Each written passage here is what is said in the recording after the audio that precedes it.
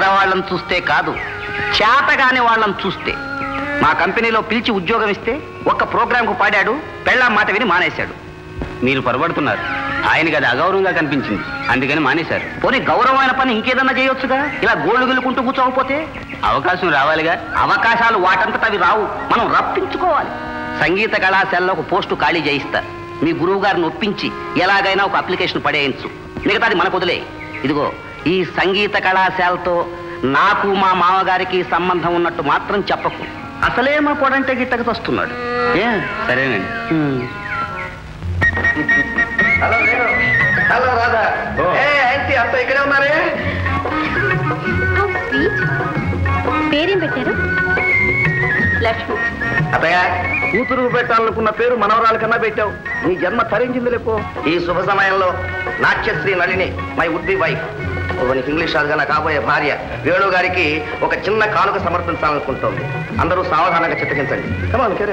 ఏం లేదు, వేణుగారు ప్రతిభంతా మన దేశంలో అడవి కాచిన వెన్నెలైపోతుంది.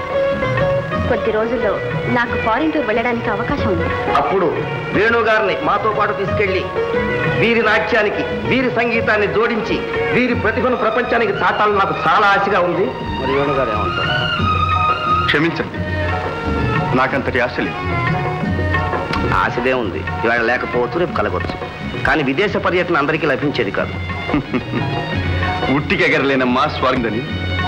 నా దేశమే నాకు తెలియని వాడిని విదేశ పర్యటన మా. ఇప్పుడు ఎందుకండి ఈ వాదాలు? వెల్ సైడ్ వెల్ సైడ్, ఇంకా చాలా టైం ఉందిగా. వేణు, మా నల్లిన తరఫు నీకు మాటిస్తున్నాను, నువ్వు ఎప్పుడు వచ్చినా సరే మా కంపెనీలో సీట్ రిజర్వ్ అయి ఉంటుంది. థ్యాంక్స్. సరే వస్తాను. వస్తారా?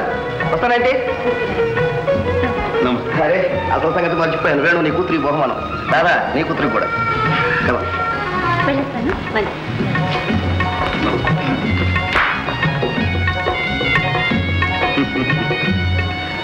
వేణు, ఈ శుభ సమయంలో గురువు గారికి నా గురుదక్షిణ.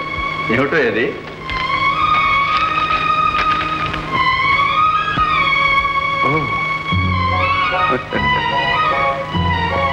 బలరాం నాకు సంగీత కళాశాలలో అధ్యాపకుని పనిపించాడు. అంత మాట ఎందుకు లేవేను? నువ్వే కదా టోయ్ బలవంతంగా నా చేత అర్జీ పెట్టించావు. అది ఫలించిందంటే ఈ పుట్టిన పాప అదృష్టం. నా తల్లి, నా లక్ష్మి అదృష్టం. చూడండి అలా, చూడండి ఎలా నవ్వుతుందో. ఏం పాప, ఇదంతా నీ అదృష్టమేనా?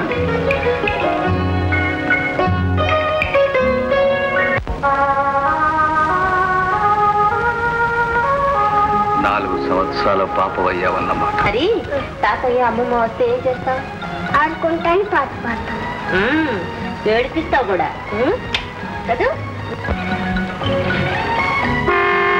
అమ్మా పాటలు గారు వచ్చారమ్మా.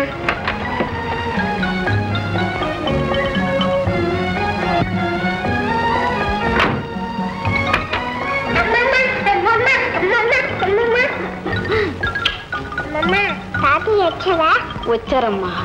బయట కారు ఉంది, కారులో మీ తాతయ్య కూర్చుని ఉన్నారు. మీ తాతయ్యకి పెద్ద మీసాలుంటాయి, వెళ్ళి చెయ్యి కొట్టుకున్నా.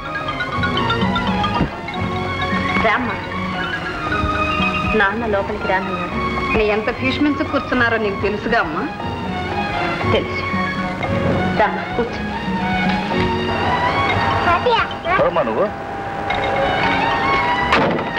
లక్ష్మి, లక్ష్మి నా అమ్మ, నా బంగారు కొండ.